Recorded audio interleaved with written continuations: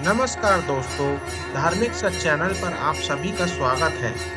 अगर आप भी महादेव के भक्त हैं तो कमेंट में हर हर महादेव जरूर लिखें। दोस्तों, सोमवार का दिन शंकर भगवान को समर्पित होता है। आज के दिन भक्त भोलेनाथ को प्रसन्न करने के लिए विशेष पूजा अर्चना करते हैं।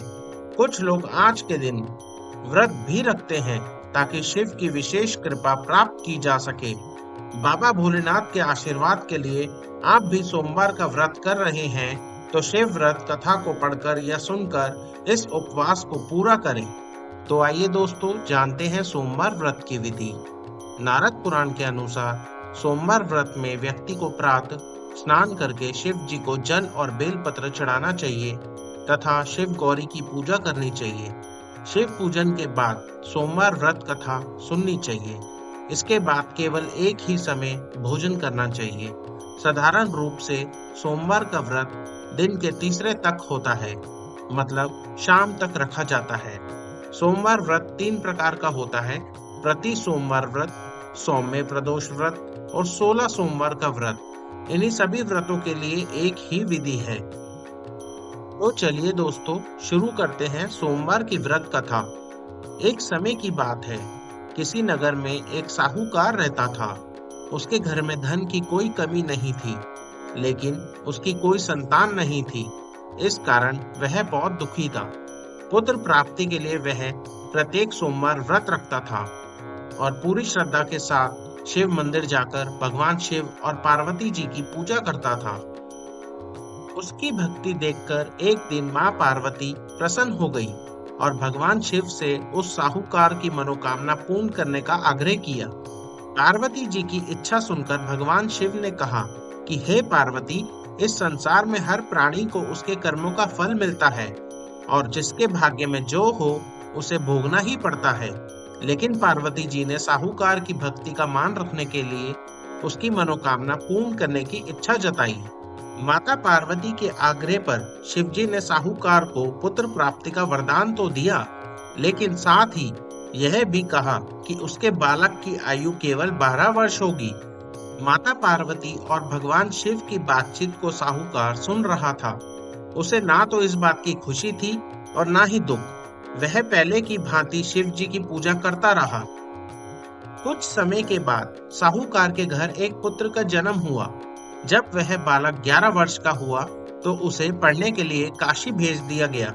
साहूकार ने पुत्र के मामा को बुलाकर उसे बहुत सारा धन दिया और कहा कि तुम इस बालक को काशी विद्या प्राप्ति के लिए ले जाओ और मार्ग में यज्ञ कराना।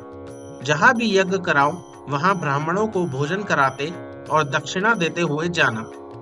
दोनों मामा भांजे इसी तरह यज्ञ कराते और ब्राह्मणों को दान दक्षिणा देते काशी की ओर चल पड़े। रात में एक नगर पड़ा जहां नगर के राजा की कन्या का विवाह था, लेकिन जिस राजकुमार से उसका विवाह होने वाला था वह एक आंख से काना था। राजकुमार के पिता ने अपने पुत्र के काना होने की बात को छुपाने के लिए एक चाल सोची। साहूकार के पुत्र को देखकर उसके मन में एक विचार आया। उसने सोचा, क्यों ना इस लड़के को दूल्हा बनाकर राजकुमारी से विवाह करा दूं। विवाह के बाद इसको धन देकर विदा कर दूंगा और राजकुमारी को अपने नगर ले जाऊंगा। लड़के को दूल्हे के वस्त्र पहनाकर राजकुमारी से विवाह कर दिया गया। लेकिन साहूकार का पुत्र ईमानदार था। उसे यह बात न्याय संगत नहीं लगी। उसने अवसर पाकर राजकुमारी की चुन्नी के पल्ले पर लिखा कि तुम्हारा विवाह तो मेरे साथ हुआ है, लेकिन जिस राजकुमार के संग तुम्हें भेजा जाएगा वह एक आंख से काना है।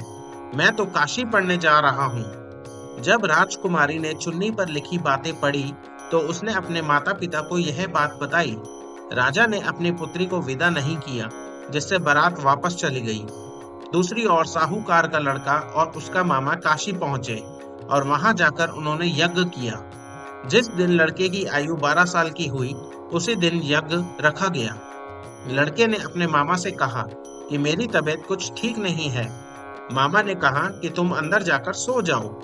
शिव जी के वरदान अनुसार कुछ ही देर में उस बालक के प्राण निकल गए। मृत भांजे को देख उसके मामा ने विलाप शुरू किया। संयोगवश उसी समय शिवजी और माता पार्वती उधर से जा रहे थे। पार्वती ने भगवान से कहा, स्वामी, मुझे इसके रोने के स्वर सहन नहीं हो रहे। आप इस व्यक्ति के कष्ट को अवश्य दूर करें। जब शिवजी मृत बालक के समीप गए तो वह बोले कि यह उसी साहूकार का पुत्र है जिसे मैंने 12 वर्ष की आयु का वरदान दिया। अब इसकी आयु पूरी हो चुकी है। लेकिन मातृ भाव से विभोर माता पार्वती ने कहा कि हे महादेव, आप इस बालक को और आयु देने की कृपा करें, अन्यथा इसके वियोग में इसके माता पिता भी तड़प तड़प कर मर जाएंगे। माता पार्वती के आग्रह पर भगवान शिव ने उस लड़के को जीवित होने का वरदान दिया। शिव जी की कृपा से वह लड़का जीवित हो गया। शिक्षा समाप्त करके लड़का मामा के साथ अपने नगर की ओर चल दिया। दोनों चलते हुए उसी नगर में पहुंचे जहां उसका विवाह हुआ था। उस नगर में भी उन्होंने यज्ञ का आयोजन किया। उस लड़के के ससुर ने उसे पहचान लिया और महल में ले जाकर उसकी खातिरदारी की और अपनी पुत्री को विदा किया। इधर साहूकार और उसकी पत्नी भूखे प्यासे रहकर बेटे की प्रतीक्षा कर रहे थे। उन्होंने प्रण कर रखा था कि यदि उन्हें अपने बेटे की मृत्यु का समाचार मिला तो वह भी प्राण त्याग देंगे, परंतु अपने बेटे को जीवित होने का समाचार पाकर वह बेहद प्रसन्न हुए। उसी रात भगवान शिव ने व्यापारी के स्वप्न में आकर कहा, हे श्रेष्ठी, मैंने तेरे सोमवार के व्रत करने और व्रत कथा सुनने से प्रसन्न होकर तेरे पुत्र को लंबी आयु प्रदान की है। इसी प्रकार जो कोई सोमवार व्रत करता है या कथा सुनता और पढ़ता है, उसके सभी दुख दूर हो जाते हैं और समस्त मनोकामनाएं पूर्ण होती है।